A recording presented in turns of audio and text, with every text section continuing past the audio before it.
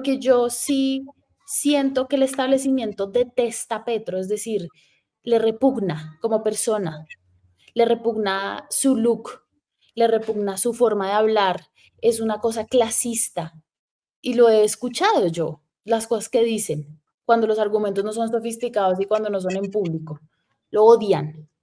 Sí, señor. La cara de Andrés. Ana no acaba de insinuar que soy yo el que está diciendo eso.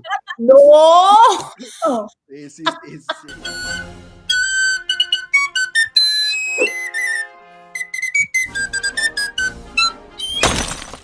Hola, hola a toda nuestra audiencia de La Patria Boba, que no nos vemos hace ya casi 2 semanas, porque nos tomamos un pequeño break de toda esta locombiada que solemos comentar por aquí.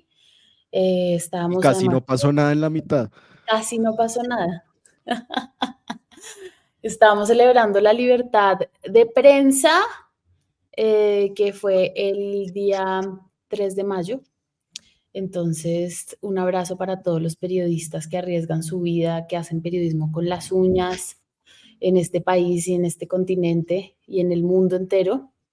Y volvemos ya de nuevo aquí a La Patria Boba a comentar el candente clima político actual. ¿Cómo te va, Ita María?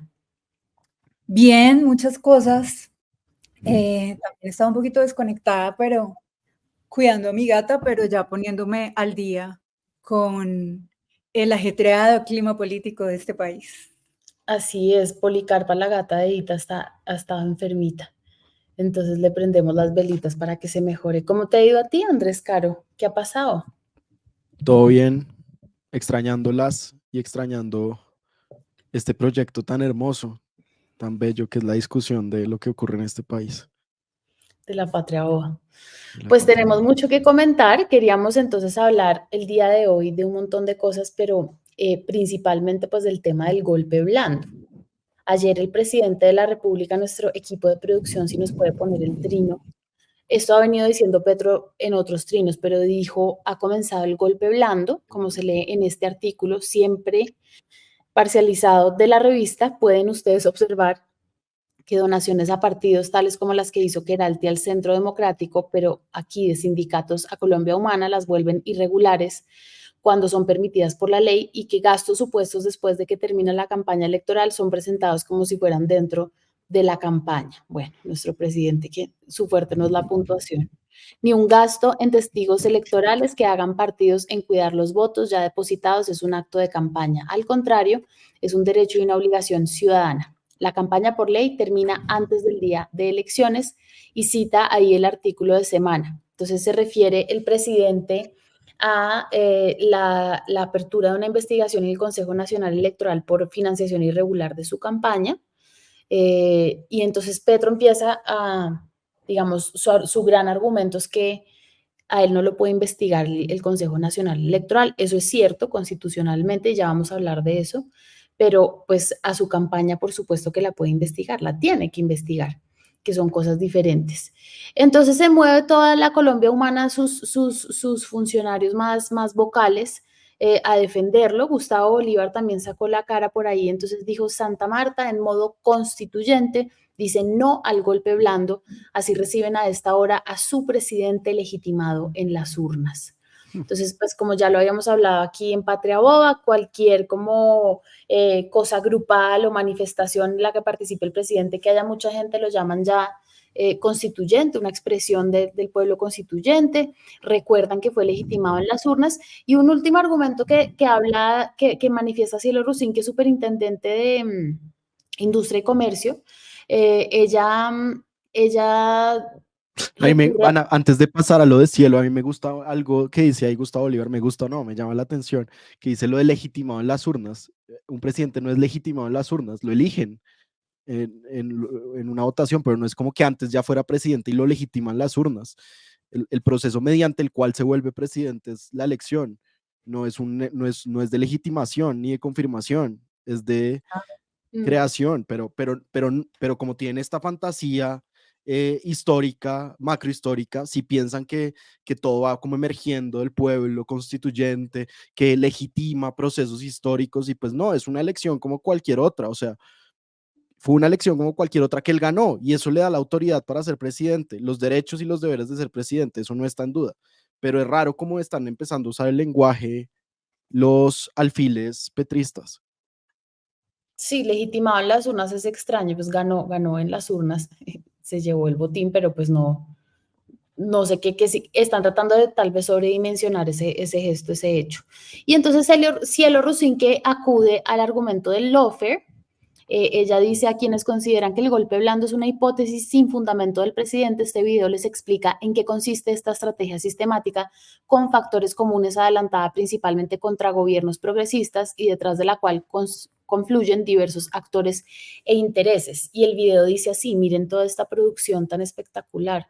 La hace una cuenta que se llama Spanish Revolution, creo que se refiere más que todo a... Lo que antes eran golpes de Estado, hoy es una guerra híbrida, mediática, digital y judicial. El lawfare es una de las estrategias más importantes del poder para tumbar a los líderes de izquierda de todo el mundo. Los digitales y medios conservadores publican acusaciones delictivas sin contrastar. En la sombra, grandes empresas y poderes usan estas acusaciones falsas para elaborar denuncias con el objetivo de dañar a un político que consideran enemigo de sus intereses. Y así los jueces conservadores entran en juego, ejecutores de una perversión de la justicia para atacar a un rival político. Casi todos los medios de comunicación se hacen eco, magnificando las acusaciones y cargos. La espera del juicio es tortuosa. La mancha del escándalo mediático no se borra así como así. Con la llegada del juicio renacen los titulares, y al final, incluso tras una absolución, la pena de Telediario ya ha dictado su veredicto en la esfera pública. Esto es ya un problema para la izquierda internacional. En nuestro país lo han sufrido Podemos, Comunes, Compromís, Izquierda Unida y Más Madrid. Ahora se está empezando a comprender mejor gracias a investigaciones, como un estudio de Big Data que analiza 150.000 noticias sobre Colau y Barcelona en común durante 9 años. En este se observa que el 64% de los titulares, unas 90.000 noticias, son negativas. El estudio recoge 25 categorías de manipulación mediática. Una de ellas es lawfare. El estudio muestra la estructura desigual del poder mediático. Además, contabiliza la llamada pena de Telediario, donde son muchas las noticias de lawfare y escasas las rectificaciones después de 18 querellas que han archivado. En el caso de Barcelona en Común, el 67% de los denunciantes son lobbies, grupos de interés, grandes empresas a través de digitales de trinchera para lanzar denuncias falsas y amedrentar a los representantes elegidos democráticamente. Es hora de rearmarnos contra quienes no respetan la democracia y acosan a los y las líderes de la izquierda. Bueno, Andrés Caro estaba haciendo cara de que le encantó esa producción. Me parece envidiable, sí. Sí, ese concepto del lawfare sí es un concepto jurídico, es decir, claro que hay muchos estudios sobre eso. Y no sé con qué precisión se está aplicando en este contexto. Pero pues entremos a hablar de eso y hablamos de todas estas cosas, de golpes blandos, de lawfare, institucionalidad. ¿Qué piensas tú, Andika? ¿Cómo lo ves? Pues Ana, yo siento que el tono en este país está cambiando muy rápido y se está volviendo un tono muy peligroso. Creo que esta idea, y quiero recapitular, como no hicimos capítulo después de la marcha del 1 de mayo, que fue una marcha muy exitosa para el gobierno y para el presidente, pues yo me imaginé que esto le iba a dar un aire muy nuevo al gobierno, iba a permitir que adelantara su agenda, de pronto darle fuerza en el Congreso donde va a meter la reforma a la salud y donde tiene la reforma pensional. Pero después pasó no sé, la filtración y la entrevista de semana del escándalo de corrupción de los carrotanques en la unidad de gestión de riesgos y desastres, en la que acusaron al gobierno, a la presidencia de la República, de pagarle 3.000 millones de pesos al presidente del Senado y 1.000 millones de pesos al presidente de la Cámara de Representantes. Y al mismo tiempo, el Consejo Nacional Electoral decidió abrirle una investigación a la campaña de Petro, como le han abierto investigaciones a miles de candidatos y de campañas. Pero claro, es distinto abrirle una investigación a un presidente de una campaña presidencial por el alcance que tiene, porque es un acontecimiento político, Y creo que hay que ponerle mucha atención porque el Consejo Nacional Electoral está compuesto por políticos, lo componen los partidos políticos. Uno de los jueces es Álvaro Hernán Prada, que es una persona del Centro Democrático, que además está acusada como parte del escándalo de las acusaciones de compra de testigos al expresidente Álvaro Uribe. Entonces sí hay, digamos, dudas sobre la independencia de sus jueces, pero siempre ha habido dudas sobre la independencia del Consejo Nacional Electoral. Siempre ha habido dudas de cómo se usa el poder y sobre todo ha sido un poder que se ha usado para garantizar impunidad, yo creo, nunca, o mucho más para garantizar impunidades que para perseguir políticos. Pero yo no descarto que se pueda usar para perseguir políticos. Pero lo que está en juego acá no es la pérdida de investidura del presidente, que se sabe que debe adelantarse en un juicio político ante el Congreso y luego si hay delitos ante la Corte Suprema de Justicia, sino el hecho de que el presidente con la sola apertura de la investigación y con los escándalos de corrupción que se suman a otros escándalos de corrupción de su gobierno, ya esté hablando de la idea de un golpe blando. Entonces, ¿cuál es la idea de un golpe blando? Me imagino que la idea de un golpe blando es que, a diferencia de un golpe duro, no van a llegar los tanques de guerra al Palacio de Nariño a sacarlo, sino que va a haber otra estrategia para sacarlo. ¿Y cuál es la estrategia que el presidente está pensando que hay? Pues puede ser esta del lawfare, que apunta de, entre comillas, persecuciones judiciales, le vayan a tumbar a su gente hasta encerrarlo, o a través de una conspiración, digamos, de puertas cerradas en el Congreso. Yo creo que eso no es cierto y creo que hay que evitar y pedirle al presidente, implorarle al presidente que no use ese lenguaje. Él siempre ha estado diciendo que quiere un acuerdo nacional y es muy difícil hacer un acuerdo nacional con alguien que piensa la política en términos de suma cero, es decir, que solo hay un ganador y un perdedor en todas las interacciones, porque no se puede llegar a acuerdos y porque él se siente perseguido y se siente víctima de un establecimiento que según él lo odia porque él es pobre, que fue lo que dijo en el discurso, porque él es de izquierda o porque fue guerrillero, cualquiera de las excusas por las cuales el establecimiento puede odiarlo. Y lo bonito de una democracia liberal es que se pueden hacer acuerdos incluso con personas que uno odia. Eso es lo que permite el parlamento, digamos, el régimen de partidos políticos y las negociaciones políticas. Pero esto no lo estamos viendo. Ahora, sobre el golpe blando. Yo me acuerdo que creo que fueron 3 secretarios generales de Álvaro Uribe que terminaron presos, 2 ministros de Álvaro Uribe que terminaron presos, el gerente de campaña de Juan Manuel Santos terminó preso, a Oscar Iván Zuluaga están a punto de abrir una de terminar una investigación y de acusarlo por corrupción en el caso de Brecht.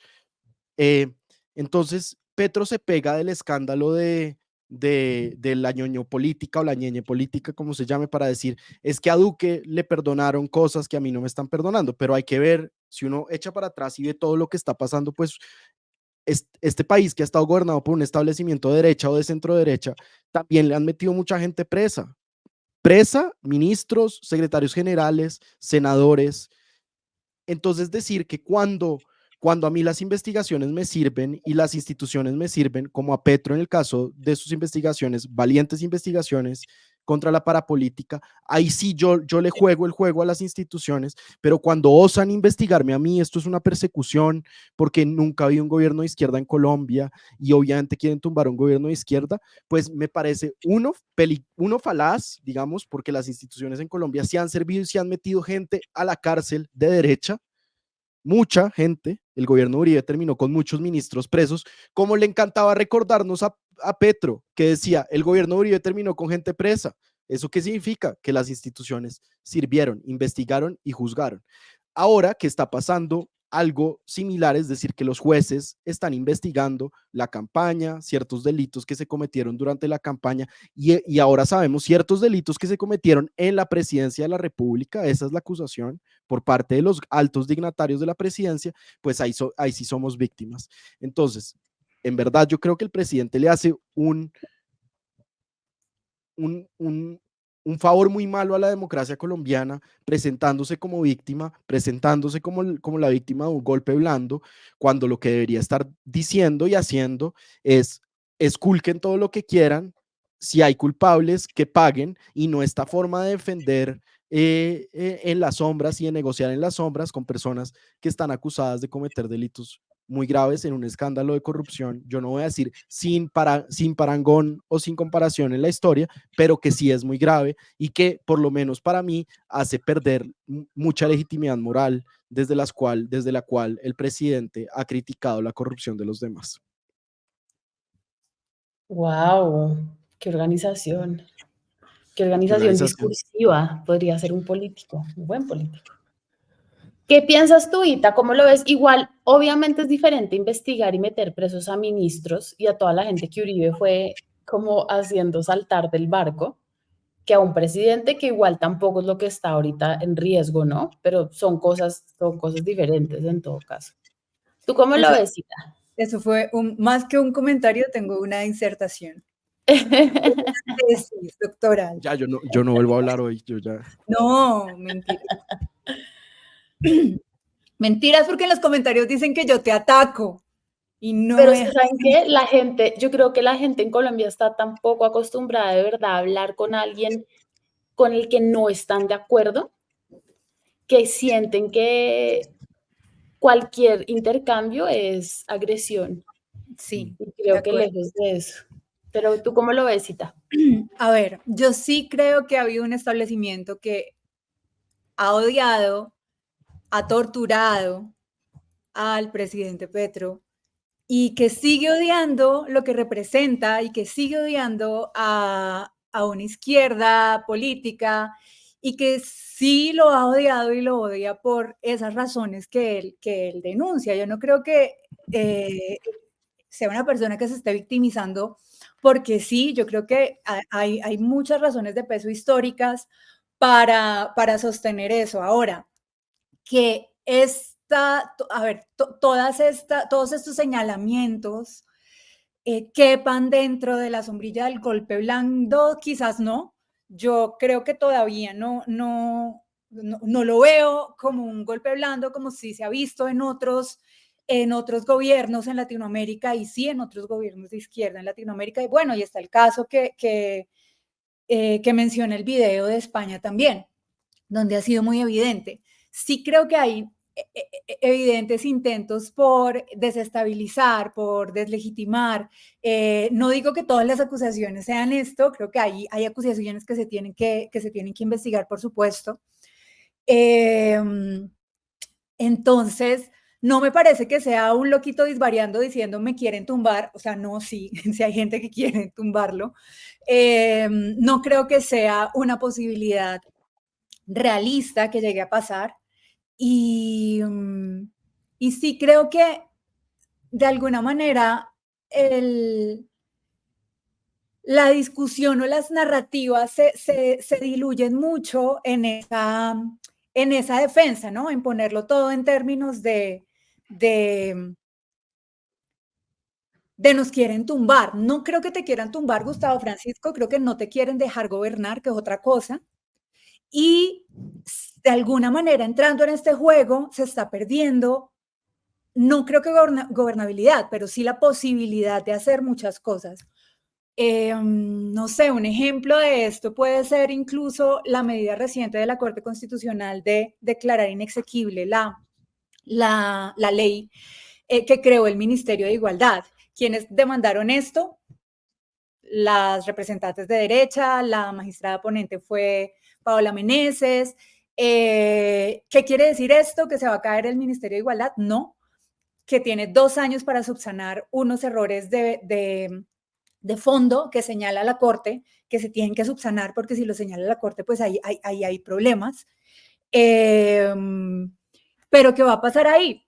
Vamos a perder estos 2 años en subsanar y en el momento en el que lleguemos a un funcionamiento posible, va a llegar un gobierno de derecha y obviamente lo primero que va a ser tumbar estos ministerios. Entonces yo lo que creo es que hay que revisar más bien esas amenazas que pueden ser, que pueden tener estos tintes casi que fantasmagóricos para unos, pero que sí tienen unas amenazas reales que no necesariamente son el golpe blando, pero que sí tienen que ver con la gobernabilidad.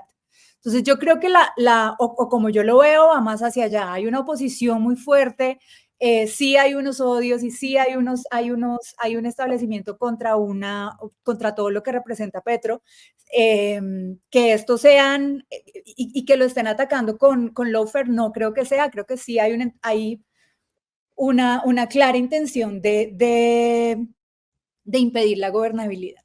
Yo lo veo por ahí y no sé, y creo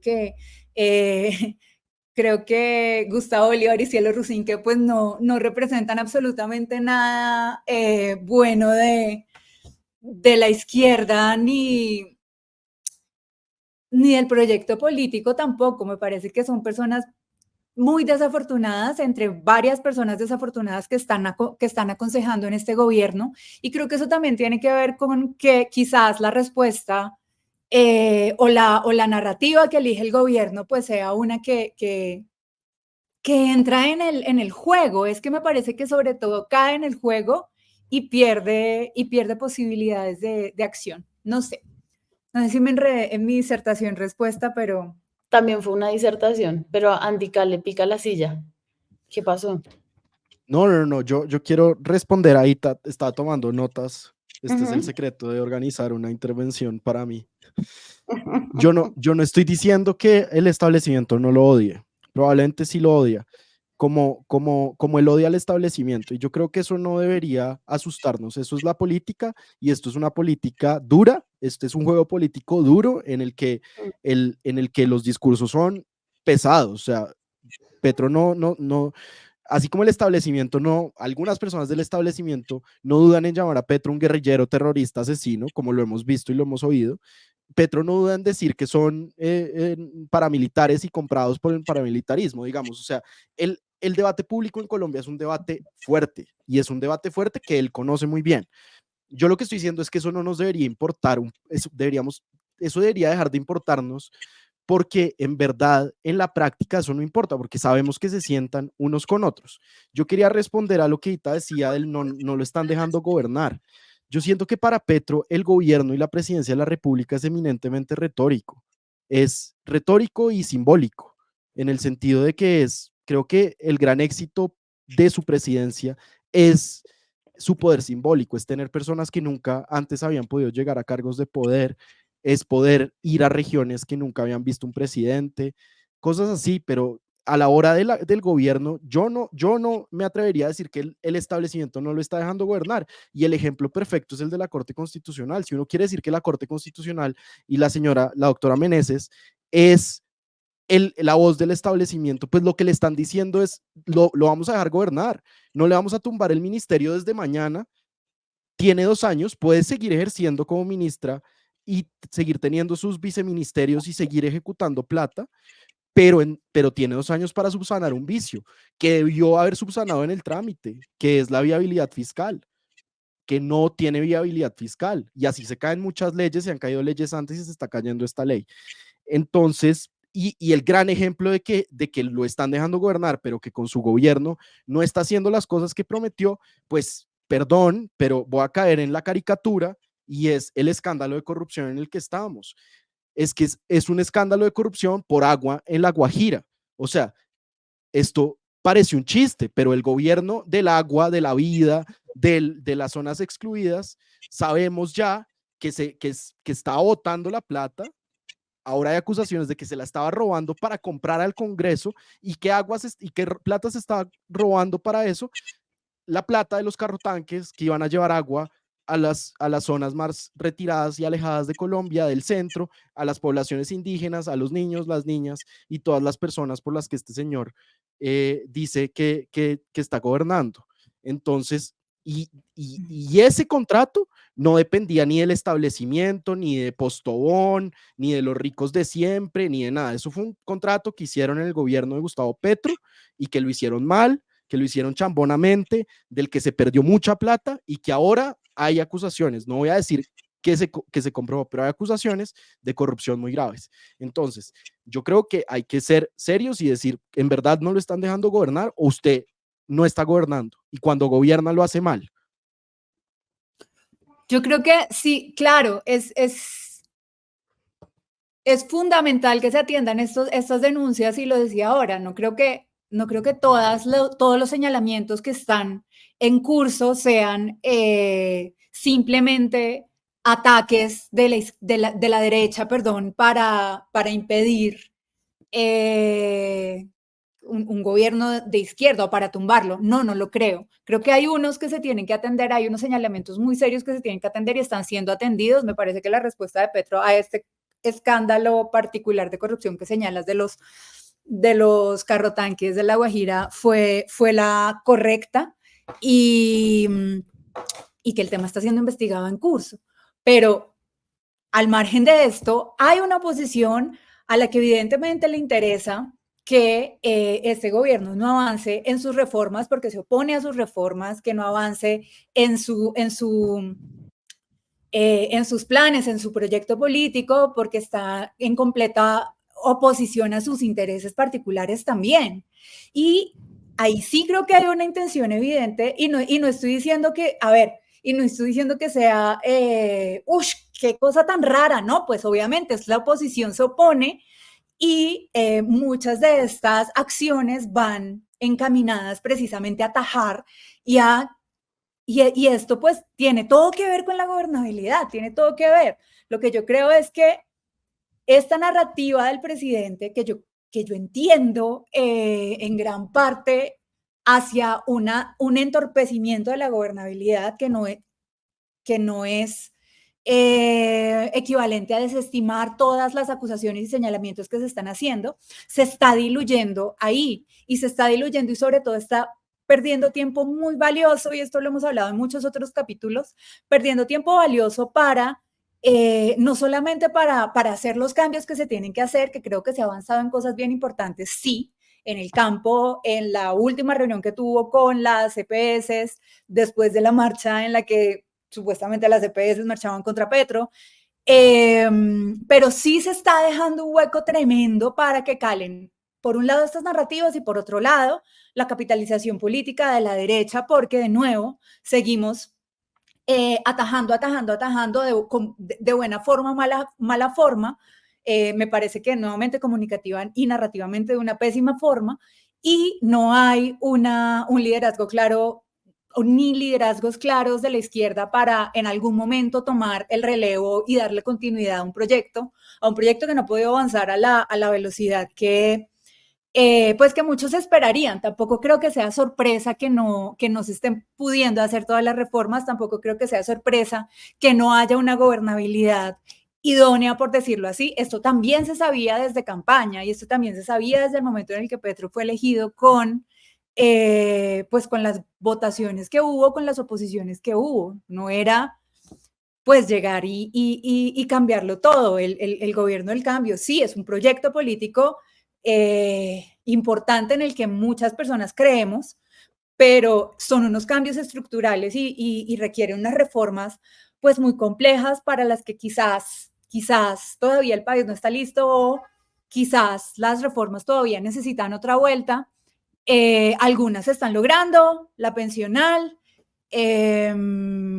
quizás por otras vías algunos ajustes se estén logrando, quizás salud, no lo sé, pero no lo sabemos. Pero, o sea, creo que no es una sorpresa de nuevo. Creo que otra vez es como el escándalo mediático de la narrativa y de la conversación de lado y lado, y se diluye lo importante, y es que se está cayendo en ese juego, y sí se está pues perdiendo un poco de gobernabilidad y sobre todo de gobernabilidad futura, ¿no? ¿Qué va a pasar en el 2026 cuando todo este tiempo se ha perdido en no preparar los liderazgos? No lo sé. ¿Va a ganar quién? ¿María Fernanda? ¿Claudia López? No. Por favor, hablemos de Claudia López. Va a ser algo mucho más inesperado ahorita. Quiero preguntarles por eso. Yo solamente quiero decir, aquí llegó la tibia, como ya es mi rótulo, que a mí me cuestiona mucho esto, porque yo sí siento que el establecimiento detesta a Petro, es decir, le repugna como persona, le repugna su look, le repugna su forma de hablar, es una cosa clasista, y lo he escuchado yo, las cosas que dicen, cuando los argumentos no son sofisticados y cuando no son en público, lo odian. Sí, señor. La cara de Ana Andrés. Bejarano acaba de insinuar que soy yo el que está diciendo eso. ¡No! No, Sí. Lo peor es que ¿en no. qué momento? No, Lo peor es que no, pero podría ser no, pero no he escuchado indicar. Pero yo sí, yo sé que eso es cierto y que es un argumento clasista y que es una cosa en la cual se monta nuestra sociedad. Y también desde mi perspectiva es cierto que Petro es un desastre, que el tipo está ya chiflándose en el Palacio de Nariño, haciendo una cantidad de cosas discursivas, como dice Andica, como toda la apuesta discursiva de Petro, que es gigantesca, nombrando una cantidad de gente inoperante en una cantidad de cargos cuando no son ladrones, o sea, todo mal. Todo mal de Petro, digamos, yo creo en su proyecto, yo creo en su hoja de ruta, yo voté por esa hoja de ruta. Ahora, lo que hicieron con esa hoja de ruta, Dios mío, no sé, ¿dónde está? Entonces, siento que ambas cosas son ciertas, pero una cosa que sí me parece importante es que lo que está pasando ahora no es lawfare. El lawfare es una cosa, es realmente el mal uso de las instituciones judiciales con fines judiciales para perseguir a un político. Y eso son unas características muy específicas. No es lawfare que se investigue la campaña presidencial después de todo lo que ha salido, que el mismo hijo del presidente dice que entraron negocios, que entró dinero indebido a la campaña.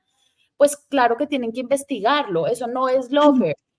Sería lawfare, por ejemplo, que el CNE dijera, el presidente tiene que venir a declarar porque lo estamos investigando nosotros. Eso podría ser un mal uso de las vías o de las sanciones administrativas o judiciales, porque el único que puede hacer eso es la Comisión de Absoluciones de la Cámara. Y digo absoluciones pues porque eso es lo que para lo que ha servido en nuestra cultura política. Pero pues que alguien investigue las cuentas de la campaña presidencial es casi ya una tradición republicana nuestra. Entonces, entonces eso no es lawfare.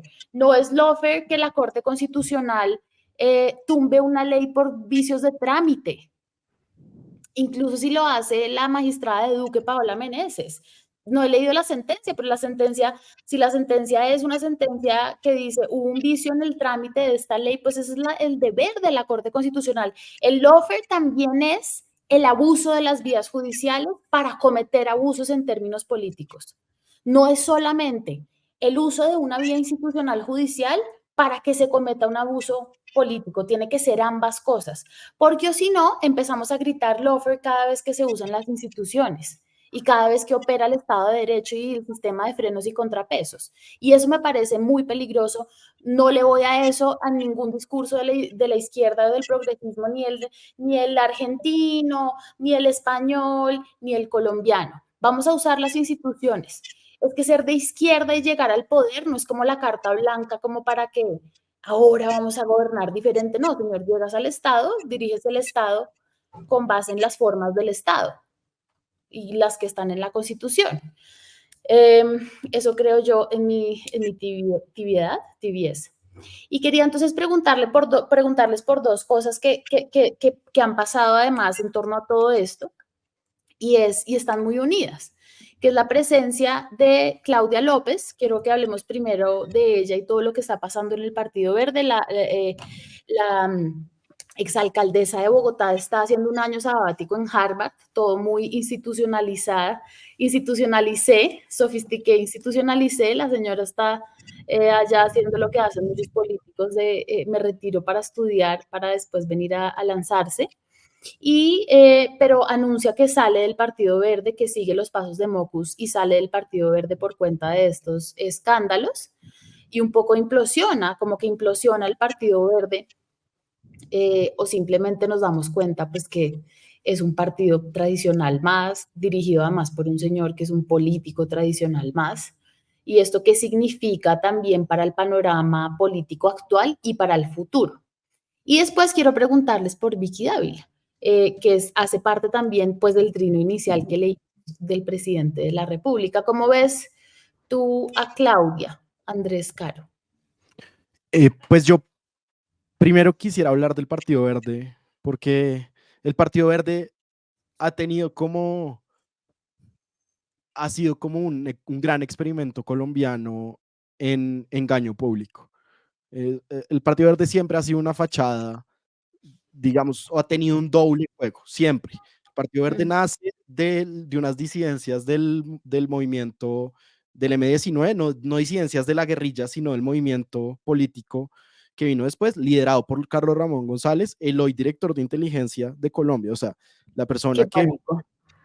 exacto, qué pánico, pero bueno. Y logró Carlos Ramón, en esa mente de político brillante que sin duda tiene, logró capitalizar a Antanas Mockus, a Sergio Fajardo, a Enrique Peñalosa en ese momento y eventualmente a Claudia López en un acuerdo, digamos, de político tradicional. Ustedes en sus ciudades pueden hacer más o menos lo que quieran, son la cara de la virtud, y yo, mientras tanto, pues hago lo que hacen los partidos en Colombia. Doy avales en Arauca, en Atlántico, y jugamos esas dos bandas. Entonces, miren, yo respeto a Claudia López mucho, lo he dicho acá. Me parece una líder importante en Colombia que tiene creo que tiene un futuro importante. Pero esta rasgadura de vestiduras de Antanas Mockus y de Claudia López, si no viene acompañado por un mea culpa, no me parece sincero. Y creo que ellos tienen que contarle a Colombia cómo ha funcionado el Partido Verde desde que ellos estaban ahí. Eso se sabe cómo funciona. Los exmiembros del Partido Verde lo dicen, lo cuentan en privado y nos deberían decir. ¿Por qué? Porque no creo que eso sea que ellos son unos delincuentes. Esa no es la conclusión a la que yo creo que hay que llegar, que eso habría que probarlo. Yo creo que a Claudia López y Antanas Mockus probablemente no les podrían encontrar nada, pero quién sabe. Tampoco voy a poner las manos en el fuego por personas que yo no conozco y con las que no he trabajado. Pero lo que diría es que son operadores políticos que han hecho acuerdos y pues que el manto de la lucha contra la corrupción, el manto de la pureza política, pues es un manto parcial en el que probablemente en el fondo creen, pero sobre el cual han construido acuerdos políticos con personas que usan los partidos políticos como aparatos de clientela y de clientelismo. Entonces, eso a mí, pues digo, sí, lo de Mockus pues es tierno, pero pues tienen que ser serios. Y Antanas Mockus tiene que ser serio y tiene que contar cómo fue la ola verde y quiénes estuvieron en la ola verde y quién daba los avales y cómo es esa división de tareas, como yo hago yo pongo la cara moral y usted hace el trabajo sucio, que es más o menos lo que parecen insinuar las personas que han conocido el Partido Verde. Y creo que hay que decirlo. El Partido Verde además iba como dicen, en curso de colisión. Eso sí iba a destruir. Había una división política entre el petrismo y el claudismo, digamos. Y ahora lo que terminamos enterándonos es que esa no es la división importante del Partido Verde, sino la división importante del Partido Verde es los que reciben plata en bolsas y los que no reciben plata en bolsas, al parecer. Y eso los terminó explotando. A mí me parece sano para la democracia que un partido que estaba dividido políticamente se termine de dividir y la gente que quiere irse con Mockus se vaya con Mockus y la gente que se quiere ir con Petro se vaya con Petro. Creo que eso es sano. Creo que esos arreglos en política duran poco y nuestra cultura política los permite y eso de pronto es un vicio de nuestra cultura política o una característica más bien, pero no se va a corregir en un caso en particular. Y Claudia, inteligente, se pegó a Mockus como varios políticos, pero yo creo que Claudia va a tener dos lastres y creo que tiene que empezar a trabajar en cómo los va a evitar. Uno, el lastre petrista del principio. O sea, que eso va a ser un lastre para ella en la campaña, sobre todo porque se va a derechizar como Ita ha sostenido varias veces. Yo creo que eso es lo que va a terminar pasando. Y el otro lastre que va a tener es que en el debate presidencial le van a decir, usted lleva siendo amiga de Carlos Ramón González desde 2002 o desde 2005, desde cuando ella empezó a hacer política, y por qué solo empezó a denunciarlo ahora. Y cómo así que hacían la consulta anticorrupción para criticar a los demás, pero nunca sobre el partido. Y yo creo que vamos a empezar a enterarnos de un montón de cosas del Partido Verde que lo va a acercar a Cambio Radical, a la U, en la percepción. Probablemente todo el mundo quiere escapar de ese cascarón, que era antes un cascarón que todo el mundo buscaba, y eso se va a terminar disolviendo. Inti Asprilla se va a ir al pacto, Angélica y Claudia van a montar otro chuzo, y así creo que eso es más o menos lo que va a pasar. Ita, ¿cómo lo ves? ¿Tú fuiste parte de la ola verde? Ay, sí, qué cringe. ¡Qué cringe tan horrible! Oigan, yo creo que todavía vivía en Cali y no me había venido a vivir a Bogotá, pero Peor porque fui la verde provinciana, peor, como, no, semejante engaño que fue Antanas Mocos. Me puse camisetas, Lucio cantó en una vaina de Antanas, me acuerdo. Ah, no, entonces sí, ya me había venido a Bogotá. Ay, no, qué oso. Yo estoy 100% de acuerdo con Caro. Creo que es lo más honesto que ha hecho el Partido Verde en toda su historia y es asumir su centro izquierda y su centro derecha porque el centro no existe. Y fijamos sorpresa. Creo que ahora lo realmente interesante va a ser para dónde se va Claudia con sus aspiraciones electorales. No creo que haya tomado esta decisión sin tener un partido, un aterrizadero ya anunciado. Próximamente Claudia en Oxígeno. No, mentiras. Pero pronto lo descubriremos.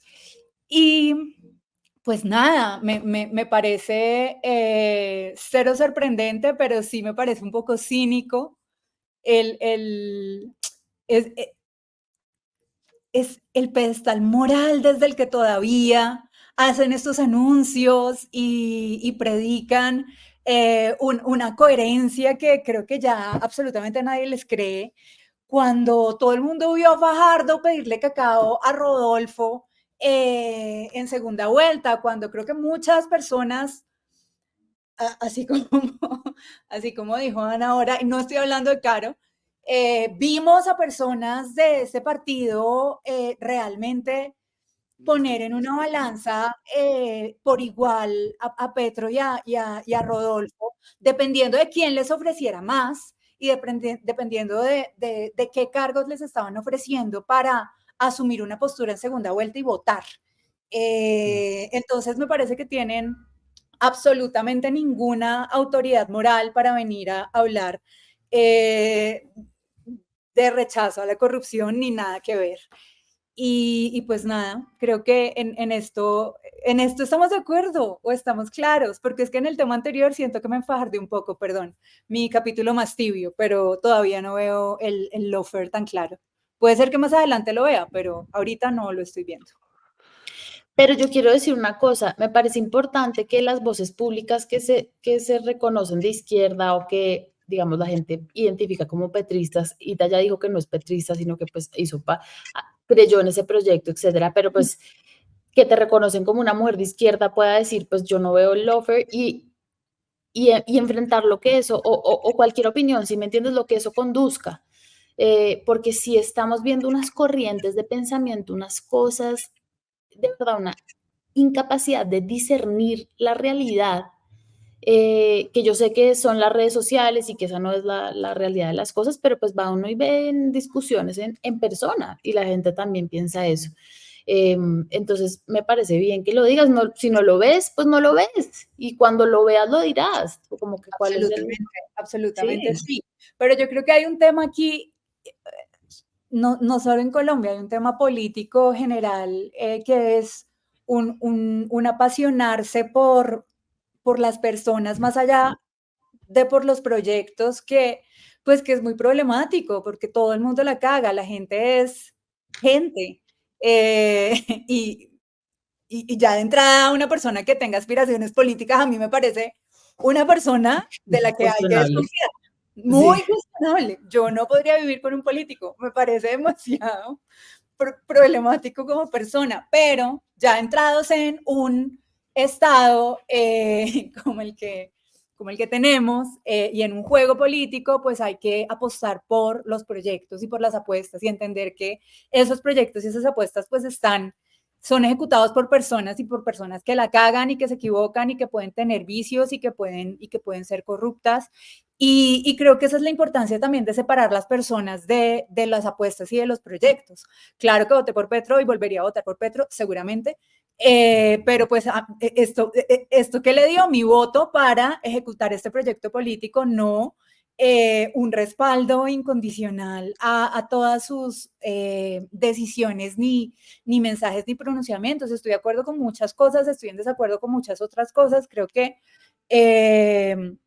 ha sido muy claro el rechazo de de unos sectores feministas a muchas decisiones de Petro, de nombramientos y de personas cercanas que todavía pues están ahí en unos cargos que primero no tienen nada que ver en términos de preparación, y Gustavo Bolívar, por ejemplo, y pues otras personas que han sido señaladas de violencias de género cuando Petro hizo de alguna manera o tomó unas banderas en un momento, por supuesto, de campaña, por supuesto que todo era muy estratégico y esto se sabía, y por supuesto que la otra opción era una opción completamente antiderecho. O sea, tampoco es como, ay, qué bobas las feministas que creyeron. No, a ver, había dos caminos muy claros: antiderechos y pues un machiprogre. ¿Qué hacemos? Pues nos fuimos con el machiprogre. Pero creo que sí, es un problema muy fuerte el no poder hacer unas críticas a las personas que están llevando unas banderas en las que todavía creemos, y creo que por ahí va el asunto, ¿no? De desapasionar la conversación y la crítica, y de dejar de creer que toda crítica también viene de la oposición, porque no necesariamente. Sí, y de deslegitimar también a las personas que estamos viendo como, es que usted es tal cosa, es que usted dijo tal cosa, no, pues sí, de pronto, pero conteste el argumento. Y entonces, claro, Claudia López se hablaba entonces pues que esto obviamente es importante para ella, tiene que hacer un gesto, tiene que hacer o una lavada de manos o una reivindicación para su futura campaña presidencial, que es absolutamente innegable. Y en esa sede de campaña presidencial, entonces tenemos a Vicky Dávila, directora de la revista Semana, que no sé si ustedes escucharon a Gabriel Gilinski en A Fondo con María Jimena Duzán, y pues en mi opinión él la lanza a la presidencia, como que casi que ratifica, que dice que no lo ha hablado, digamos, un alto grado de cinismo, un gran grado de cinismo el que expone el señor Gilinski, pero básicamente la lanza a la presidencia o ratifica que eso va a pasar. Y creo que así se ha pronunciado y que está empezando a hablar como una política en el debate público, y el presidente también como que la convirtió pues en una interlocutora absoluta de todo lo que él hace, o sea, habla de ¿cómo fue el hashtag que ocurrió esta semana? La señora esa, esta señora, bueno, perdón, es mi citófono. Carlos Ramón está molesto de lo que estamos hablando. Y entonces él la convirtió en una interlocutora absolutamente del debate público, casi que la convierte en líder de la oposición, lideresa de la oposición. Quería escuchar a mis grandes colegas de la patria a ver qué piensan de esto último para cerrar. Itamaría. Yo creo que este sí es un lanzamiento blando, esta sí es una candidatura blanda. Pues pucha, es como que más le falta, todo el mundo le está haciendo campaña y de nuevo la izquierda dormida con sus candidaturas o con sus liderazgos. Me parece un poco circense, pero no risible, porque miren lo que pasó en Argentina. Entonces, ojalá, y miren lo que casi pasa con Rodolfo Hernández. Ojalá se lo tomen en serio, porque sí está cada vez más materializable. Sí, yo creo que sería una buena candidata. No necesariamente de mis afectos políticos, pero pues es una mujer que opera. No, pues es una mujer que conoce todo el mundo, que capitaliza toda a ver, que tiene una plataforma mediática con una cantidad de recursos inigualables quizás por otro partido político, que sabe capitalizar muy bien la desinformación, las pasiones que mueve esa desinformación y los vacíos que deja de nuevo la falta de liderazgos en la izquierda. ¿Andica le vas a Vicky? No le voy a Vicky porque yo soy un liberal y yo creo que Vicky no es liberal, pero creo que va a ser una candidata formidable y una candidata muy difícil de vencer. Y esto no es Rodolfo Arango, porque Vicky no es ni corrupta, entonces no tiene este lastre que Rodolfo tiene, y es una mujer mucho más inteligente que lo que Rodolfo es, mucho más trabajadora y mucho más hábil políticamente. O sea, creo que, y Petro está haciendo algo muy inteligente, porque Petro necesitaba un adversario y Uribe no le estaba comiendo el cuento, Uribe estaba callado, la Cabal todavía no ha empezado a hacer campaña fuerte, entonces dijo, mi caballito de batalla es Vicky, y Vicky, muy hábil, está tercerizando, le copia y empieza a pelear con Claudia López, como para decirle, si usted quiere robarse los votos de la derecha, me los tiene que robar es a mí. Y yo le voy a recordar todos los días que usted fue petrista. Vicky la tiene encendida contra Claudia López y por eso me parece hasta jocoso el cinismo de Gilinski que le dice a María Jimena que le parece que Claudia López es una buena persona. Y han cogido en esa revista, Dios mío, o sea, pero sí, estoy de acuerdo, Vicky es una persona muy trabajadora. Hace en esa entrevista un gaslighting masivo a este país que me da risa en este momento, pero es miedoso. Y que estemos contemplando a Vicky como una candidata real es miedoso, es una persona completamente pues derechizada, antiderechos, me parece pavoroso. Además, pues con todo lo malo que hemos dicho de los políticos, pues hay que saber hacer política y hay que saber jugar a la política también. Y en este cuento de los outsiders, de no más de lo mismo, yo no sé qué, pues entran los Bukeles, entran los Mileyes, y es muy, muy grave. Sí. No es tan chistoso, amigos. Es cierto lo del gaslighting, es verdad, fue impresionante. Y una cosa que yo creo que no hemos dicho acá, ese tema de los outsiders de la política también es súper falaz o como doble, porque claro, el outsider por su origen o lo que sea viene de otro origen de la sociedad o de la comunidad y se percibe como una fuera de la política, pero para poder entrar al juego político lo juega todo. O sea, entra al clientelismo, lo que le toque hacer. Bukele, claro, venía un empresario que venía de afuera, pero pues fue y entró con toda y lo hizo Milei también, lo hizo Rodolfo Hernández también.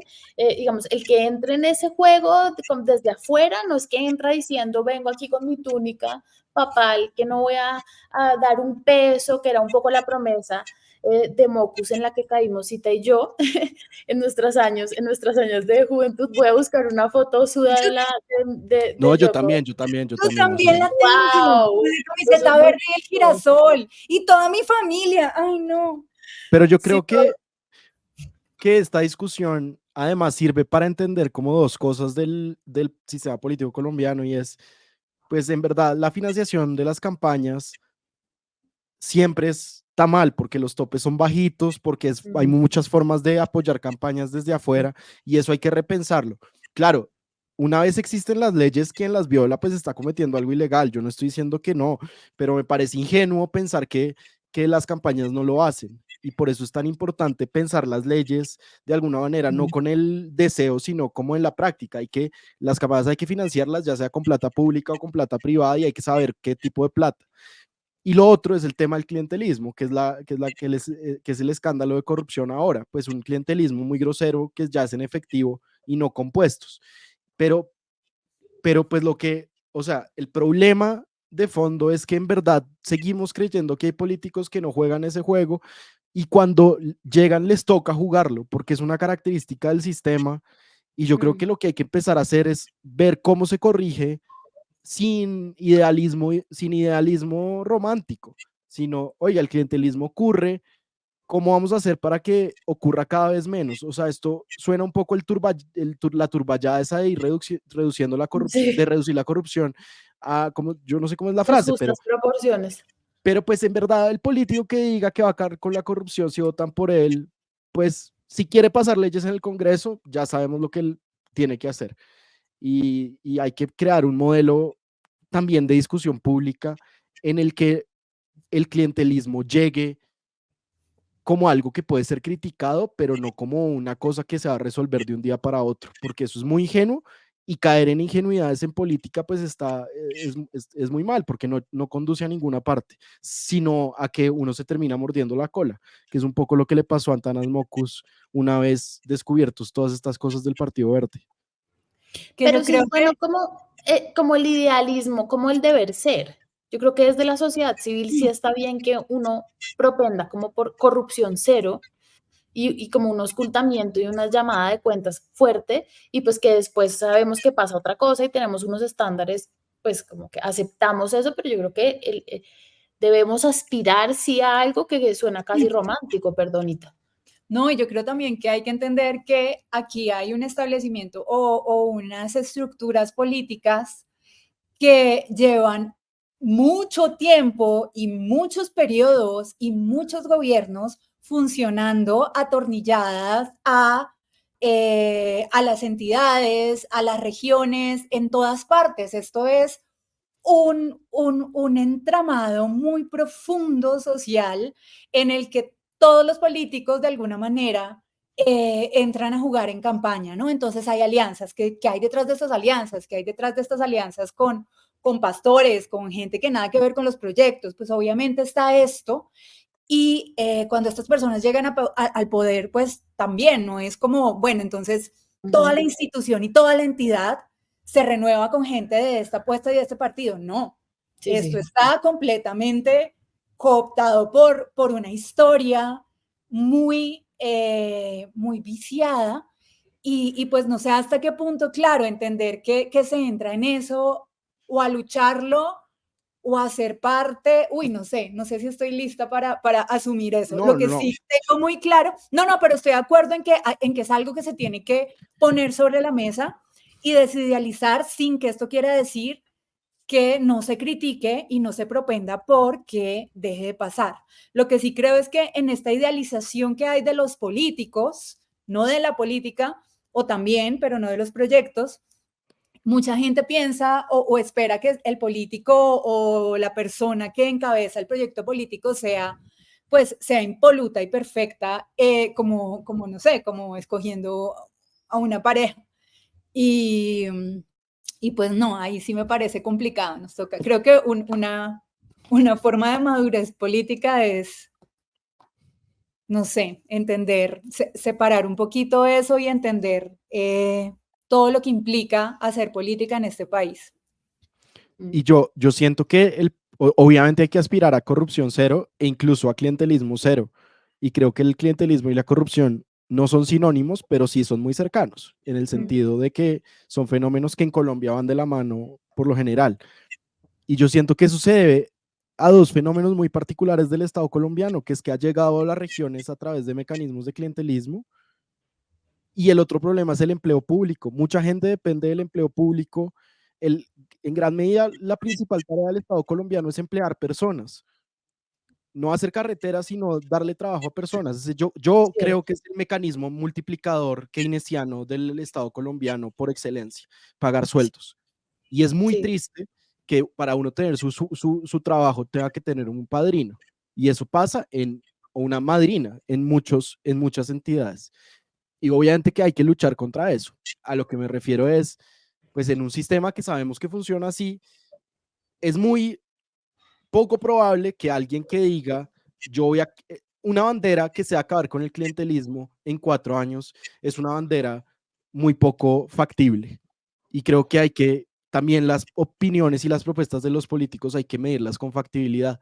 Y el gran problema que tiene Claudia ahora es que como su gran bandera fue la lucha contra el clientelismo y contra la corrupción, y contra la corrupción en la política y la criminalización de la política, pues ahora que eso se le totea en las manos, pues parte de su problema es cómo va a lidiar con eso, porque es un problema que afecta a su programa directamente, que con Santos, por ejemplo, con Uribe, Santos tenía la paz, entonces un problema de clientelismo no afecta digamos, su columna estructural. su propuesta estructural, o Uribe la seguridad. Una cosa de clientelismo no afecta su propuesta estructural, pero cuando mi espina dorsal es clientelismo, pero yo la hago en el Partido Verde, pues ahí hay un problema político con el que ella va a tener que lidiar y va a tener una adversaria que se lo va a recordar todos los días. O sea, eso va a ser...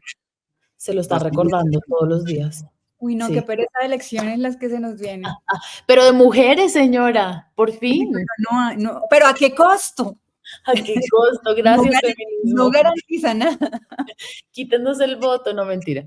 Eider, pásenos por favor los comentarios para no decir más bobadas. Dice, las que marchan con Holman Morris diciéndole a otros con quién pueden marchar, no sé, Itzk, a quién te refieres, pero Ita y yo, puedo hablar por Ita en este caso, no hemos marchado con Holman Morris, hemos marchado en contra de Holman Morris muchas veces, Es pero verdad. pues sí, Y yo hay no he marchado con incoherencia. Holman Morris, sí. Sí, es que estoy en las que marchan, ¿no? Me gustaría preguntarles por esto, a Dios rogando y al prójimo odiando, me pareció curioso ese, yo nunca he entendido bien de qué se trata esa expresión, que uno No sé. reza pero es mala gente con los demás. Algo Sí. así. Bueno, yo no, Sí. yo odio al prójimo, pero no le ruego a Dios.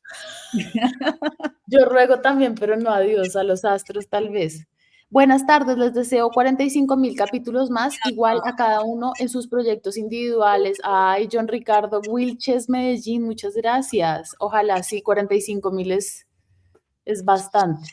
Oscar Bachón dice que yo soy miope y tiene toda la razón. Soy A ver, una miope la berraca, o sea, yo Y también. yo soy un hipermétrope, pero ¿Cuánto tienen? ¿Cuánto tienes, Ana, de yo miopía? soy como en 3, pero ya después de una operación. Yo también. Yo estoy como Sí, en 2, pero después de una operación casi ciega de yo 8. también.